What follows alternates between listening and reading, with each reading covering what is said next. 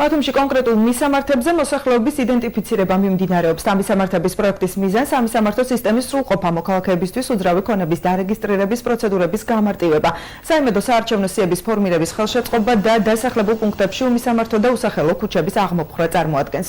საჯარო რეესტრის ეროვნულმა სააგენტომ დამისამართების პროექტით გათვალისწინებული სამუშაოები საქართველოს 20 ქალაქში დაასრულა და 10,000 რეგისტრაციის მისამართი დაზუსტდა.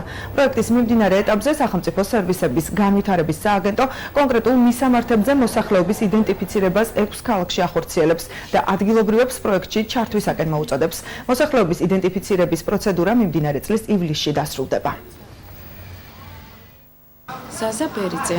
ზაზა ბერიძე იყო ძველი მესაკუთრე, ამჟამად მან ცხოვრობს მსხალაძე.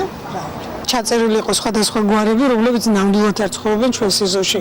განსაკუთრებით არჩევნების პერიოდში გაუგებრობებს აქვს ადგილი.